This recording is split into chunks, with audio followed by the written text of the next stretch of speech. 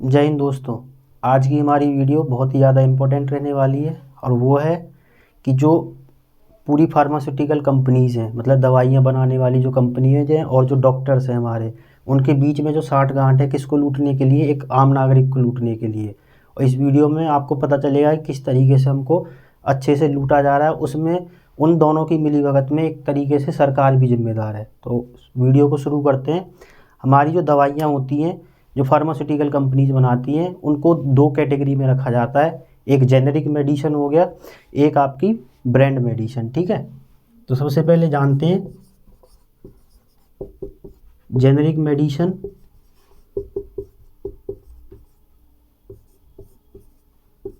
Brand medicine के बारे में।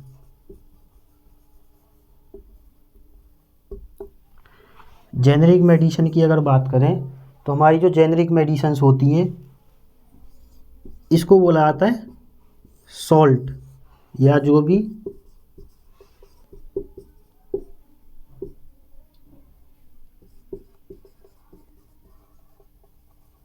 केमिकल कंपाउंड प्रेजेंट होता है उसके अंदर, उसके नाम से जेनेरिक मेडिसिन्स को जाना जाता है। ठीक है, या जैसे जो भी सॉल्ट है, जैसे हमारा हुआ पैरासीटामोल, ये क्या है?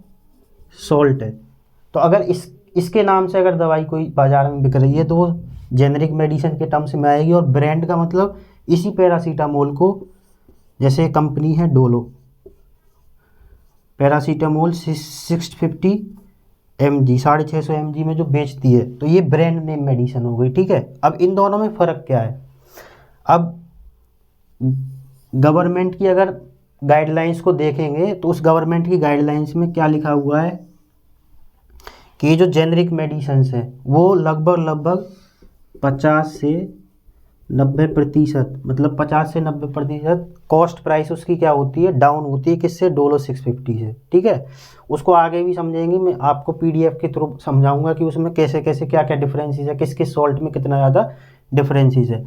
तो ब्रांड मेडिसिन सिंपल होती है कि किसी कंपनी के ब्रांड के, मतलब उसके नाम के वो दवाई बिक रही है। जैसे डोलो है या कुछ और भी है, लिवोसिट्रेजिन है ना, मॉन्टेयर है, मॉन्डेसलर है। लेकिन अगर उसके सॉल्ट से बिक रहा है तो उसको जेनेरिक मेडिसिन बोलते हैं। ठीक है, अब बात करते हैं कि डॉक्टर्स और ये जो फार्मास्यूटिकल कंपनीज हैं उनके बीच में कैसे साठगांठ रहती है। अभी 2022 की गाइडलाइंस हैं जो इंडियन गवर्नमेंट ने या मेडिकल काउंसिल ऑफ इंडिया ने जारी की है सारे डॉक्टर्स के लिए। उसके अंदर एक बहुत ही इंपॉर्टेंट टॉपिक को मेंशन किया है। क्या है कि कोई भी डॉक्टर जब प्रिस्क्रिप्शन देगा, प्रिस्क्रिप्शन मतलब दवाइयों के बारे में आपको बताएगा कि आपको ये वाली दवाइयाँ लेनी है, उसमें सिर्फ जेनेरिक मेडिसिन्स या फिर सिर्फ साल्ट का नाम लिखा होगा, ब्रांड का नाम नहीं लिखा होगा। जैसे डोलो या XYZ। और हम ज़्यादातर जब देखते हैं, अब भी लेने गए होंगे, मैं भी लेने जाता हूँ, जब हम बीमार पड़ते हैं दवाइयाँ जब हम लेने जाते हैं, डॉक्टर्स के जो पर्चा होता है उसके पर्चे में जो प्रिस्क्रिप्शन होता है कि ये दवाई आपको लेके आनी, ज़्यादातर या मोस्टली कौन सी होती है? ब्रांड मेडिसिन्स होती हैं, मतलब उसके ब्रांड का नाम देते हैं। लेकिन हमारी 2022 की अभी जो गाइडलाइंस है मेडिकल काउंसिल ऑफ इंडिया की, उसने कहा है कि अब ब्रांड के नाम के बजाय किसको लिखना है? सॉल्ट के नाम को। अगर कोई डॉक्टर ब्रांड का नाम लिखते हुए पाया जाता है जून 2022 के बाद में, तो वो उसके खिलाफ क्या होगा? डिसिप्लिनरी एक्शंस होंगे। ठीक है, उसके खिलाफ डिसिप्लिनरी एक्शंस लिए जाएंगे। राइट, अब आगे बात करते हैं कि जो पूरी गाइडलाइंस हैं, अब मैं आपको पढ़ के बताता हूँ। इंडियन फार्मास्यूटिकल जो इंडस्ट्री है उसका पूरा, जब ये जो PDF है शुरू होती है कि 2019 से 2020 में इंडियन फार्मास्यूटिकल कंपनीज ने कितना पैसा कमाया है। ठीक है, आम आदमी से लूट कर। तो अगर इसके टर्नओवर की बात करें, जितनी भी दवाइयाँ हमारे इंडिया में बनती है उनकी कंपनियों के मालिकों ने कितना पैसा कमाया है, तो लगभग 2,90,000 करोड़ रुपए की टर्नओवर है सिर्फ और सिर्फ 2000, ये डाटा है 2019 से 2020 का।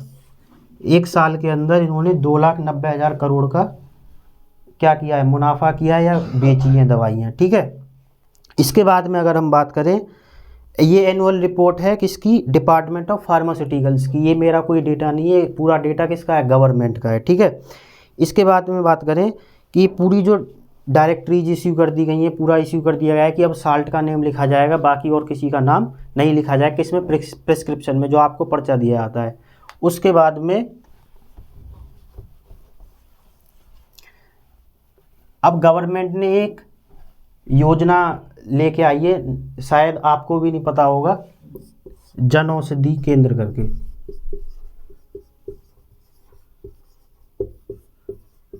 हमने बहुत सारी मूवीज़ तो देखी हैं किसके ऊपर, जेनरिक मेडिसिन्स के ऊपर। जैसे एक मूवी थी साउथ की, दुर्वा करके, उसका पूरा मूल कंसेप्ट है, अगर कहें टोटल जो कंसेप्ट है वो जेनरिक मेडिसिन्स के रिगार्डिंग रहता है। मतलब ऐसी दवाइयाँ जो क्या हैं, जो पेटेंट है। अच्छा, पेटेंट मेडिसिन भी होती है। पेटेंट मेडिसिन अगर मैं आपको समझाऊं तो जैसे आपको पता है कि अभी बीमारी आई थी हमारी रिसेंट में, कोविड-19 करके या कोरोना वायरस करके।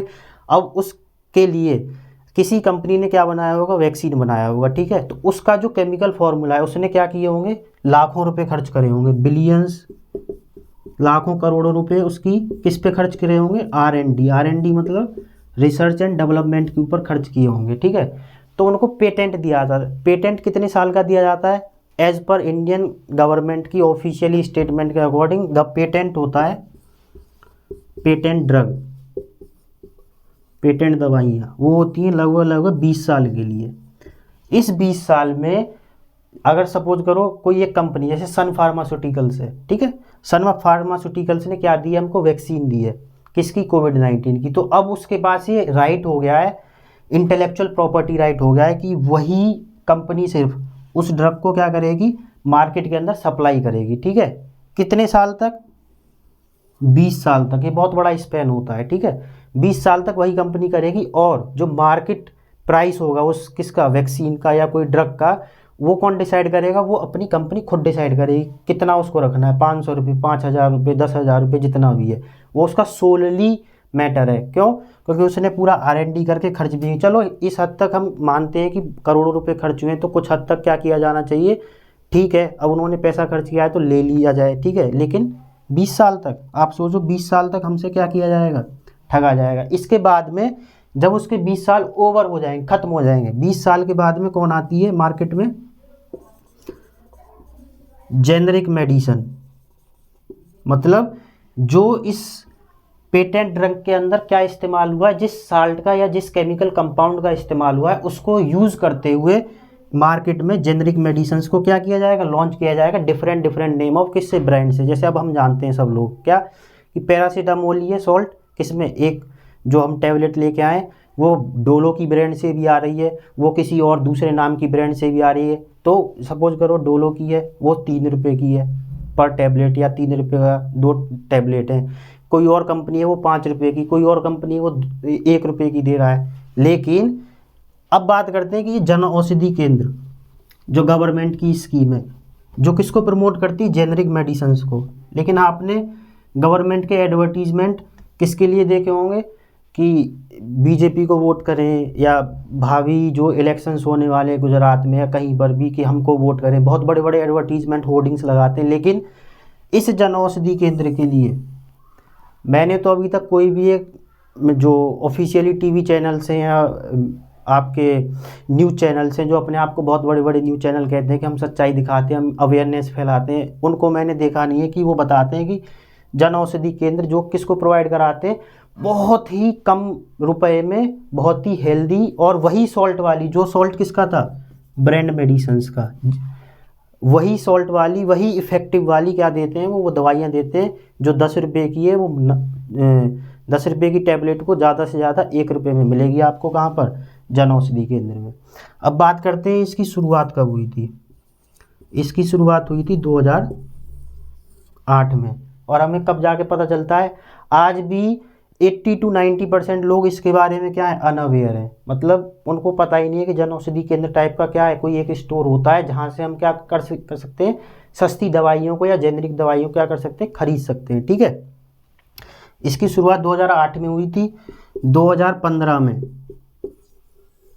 जब मोदी गवर्नमेंट आती है 14 के बाद, तो 2015 में ये जो योजना थी उसका नाम बदलकर कोई और नाम रख दिया जाता है। सिर्फ नाम बदला है और कुछ नहीं, सारी चीज़ें क्या हैं, एक तरीके से चलती हैं, ठीक है।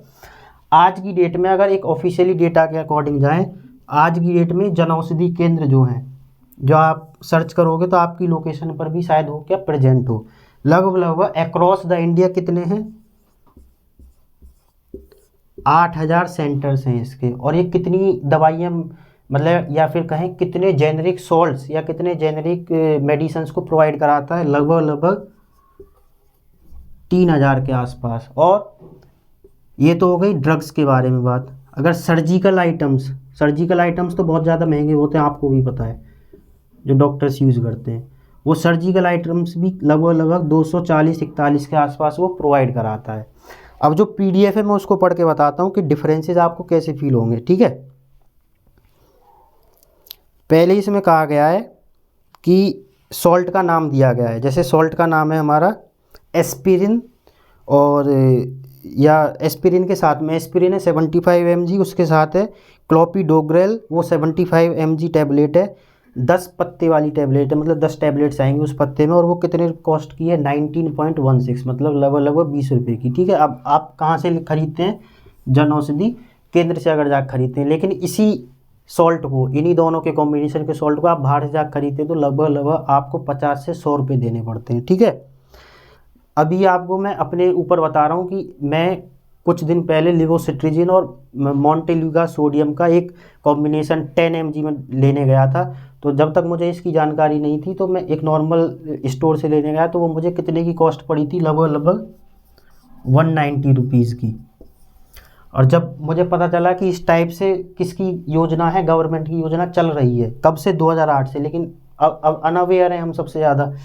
तो जब भी मुझे पता चला तो 190 रुपये की जो 10 गोलियां मिल रही थी, अब मुझे कितने की मिल रही हैं, वो सिर्फ 12 रुपये की। तो ये ठगी कब तक करी जाएगी, कितना बड़ा गैप है। मतलब अब इसकी जो इन्फॉर्मेशन है वो आपको ही स्प्रेड करनी पड़ेगी, गवर्नमेंट स्प्रेड नहीं करेगी। क्यों नहीं करेगी, क्योंकि जो 2,90,000 करोड़ रुपए कौन कमा रहे हैं, फार्मास्यूटिकल कंपनीज कमा रहे हैं, उसमें से बहुत सारा जो पैसा है किसके लिए भी जाता होगा, जो कैंपेनिंग करती हैं, कौन, पार्टीज़ कैंपेनिंग करती हैं। अगर वो कैंपेनिंग करना बंद कर दें या जो डोनेशन देना बंद कर दे, कौन, फार्मास्यूटिकल कंपनी, हज़ार करोड़ का डोनेशन जाता है ना जो कंपनीज का, किसके लिए, गवर्नमेंट्स के लिए, पार्टीज़ के लिए, जिससे वो एडवर्टीजमेंट छापती हैं। लेकिन अगर गवर्नमेंट क्या करने लगे, बड़े पैमाने पर नेशनल टीवीज़ पर क्या करने लगे, जन औषधि केंद्र का प्रमोशन करना शुरू कर दे कि यहाँ पर जाइए, दवाइयाँ लेके आ जाइए। मैंने बचपन में और अपने किशोर अवस्था तक ये भी सुना था कि जागो ग्राहक जागो करके एक ऐड आता था नेशनल टीवी पे, डीडी नेशनल पे। आज अगर आप टीवी ऑन करके देखते हैं तो वो जागो ग्राहक जागो करके कोई भी, या कस्टमर सर्विसेज के रिगार्डिंग या इस टाइप की प्रमोशन के रिगार्डिंग के इनको प्रमोट किया जाए, मैंने अभी तक, अब बंद हो चुका है प्रॉपरली। तो ये किसकी रिस्पॉन्सिबिलिटी है, गवर्नमेंट की रिस्पॉन्सिबिलिटी है, लेकिन वो करेंगे नहीं। तो कौन, किसको करना है, आपके हाथ में एक ये ब्रह्मास्त्र है, इससे बड़ा टूल और इससे बड़ा डिजिटल क्या बोल सकते हैं अस्त्र हमारे पास नहीं है। तो आपको क्या करना है, अवेयरनेस को स्प्रेड करना है। आपको अगर इस टाइप की नॉलेज कहीं मिलती है, जैसे आपको मैं बता रहा हूँ, तो आपको करना है, इसको स्प्रेड करना है जितना हो सके। क्यों, क्योंकि maximum to maximum 80 to 90% of families किसके ऊपर डिपेंड करती हैं या किसके बोझ तले मर जाती हैं, मेडिसिन्स के जो कॉस्ट होती है।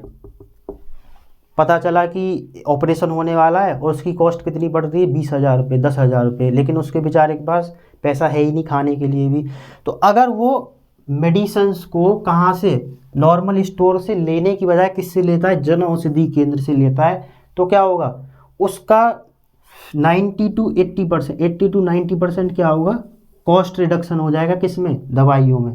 तो ये हमारे हाथ में कितनी ज़्यादा अवेयरनेस को फैलाया जाए, कितनी ज़्यादा जागरूक किया जाए लोगों को। हाँ, ये बात अलग है कि मैंने अर्बन एरियाज़ में देखा, मतलब शहरों में देखा है कि शहरों में लोग बहुत ज़्यादा क्या है इसके रिगार्डिंग जागरूक हैं। वो जाते हैं जन औषधि केंद्र पे, लंबी लंबी लाइनें लगी रहती हैं, दिल्ली के मेट्रोपॉलिटन सिटीज़ में बहुत लंबी लंबी लाइनें लगी रहती हैं। लेकिन अगर हम रूरल एरियाज़ में देखें तो जन औषधि केंद्र या तो अवेलेबल ही नहीं है, अगर अवेलेबल है भी तो लोगों को कोई आइडिया ही नहीं है या फिर पता ही नहीं है कि ये क्या चीज़ें हैं, ठीक है ना। इसके बारे में पता है कि ये जो 190-180 रुपये की दवाइयाँ हैं वो हमको कितने में मिलने वाली है, सिर्फ 10 से 12 रुपये में मिलने वाली है, ठीक है। तो अगर हमारे पास कुछ चीज़ है, जैसे ये डिजिटल अस्त्र है, तो इसका सदुपयोग करने में हमारा कुछ गलत हो नहीं जाता है, ठीक है। मैंने ये नहीं कह रहा हूँ कि आप हमेशा इसी टाइप की चीज़ों को वो करें, लेकिन अगर आपके पास कोई ऐसी एक चीज़ है, आपके पास ये पावर है, तो आप स्प्रेड कीजिए किसको, अवेयरनेस को, और फैलाइए।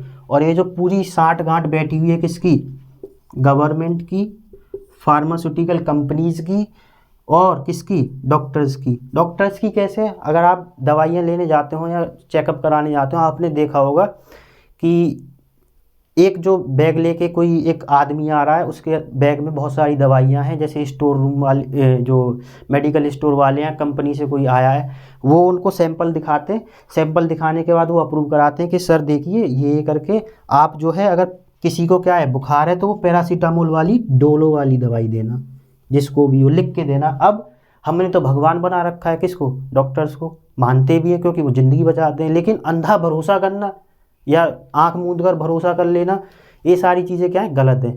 एक बार अपने दिमाग के साथ में, दिमाग को प्रयोग करके लॉजिकल चीज़ें सोच के ये भी तो देखिए कि जो चीज़ें मुझे 190 रुपये की नॉर्मल मिल रही है, वो यहाँ पर क्या मिल रही है, 10 रुपये में मिल रही खाली। कम से कम 7 से 8 गुना का फ़र्क होता है लगभग हर मेडिसिन पर, ठीक है। तो डॉक्टर्स तो क्या करेंगे, अपनी जेब में पैसा भरेंगे, आपकी जेब में क्या कर देंगे, एक छेद कर देंगे बड़ा सा, वहाँ से लीक होता चला जाएगा। और आज की डेट में बीमारियाँ इतनी ज़्यादा फैल रही हैं, इतनी ज़्यादा फैल रही हैं कि आधे से ज़्यादा किसकी, मिडिल क्लास की जो फैमिलीज़ होती हैं, उनकी इनकम क्या हो जाती है, इसी में वेस्ट हो जाती है। किसी को बुखार आ गया तो 500 रुपये, 600 रुपये, 1000 रुपये ख़त्म हो गए, किसी को कुछ आ गया, वो सारी चीज़ें ख़त्म हुई। लेकिन हाँ, एक बात है, अब मेडिकल काउंसिल ऑफ इंडिया ने क्या की है, एडवाइजरी जारी की है कि अगर कोई भी डॉक्टर आपको सॉल्ट नेम के अलावा ब्रांड नेम लिखता हुआ या प्रेस्क्राइब करता हुआ दिख जाता है या आपको देता है, तो आप कंप्लेंट रजिस्टर करवाइए, और उसके खिलाफ जो मेडिकल काउंसिल ऑफ इंडिया एक डिसिप्लिनरी एक्शन लेगी, उसके खिलाफ अनुशासनात्मक कार्रवाई करेगी, और उसका शायद हो सकता है कि जो लाइसेंस है उसको 1 या 2 महीने के लिए सस्पेंड भी कर दिया जाए, ठीक है। ये ऑफिशियली लिखा हुआ है कि इसमें मेडिकल काउंसिल ऑफ इंडिया की एडवाइजरी में लिखा हुआ है, आप जा भी सकते हैं, गूगल पर जाके सर्च कीजिए। तो जितना हो सके स्प्रेड कीजिए किसको, अवेयरनेस को, जागरूकता को। धन्यवाद।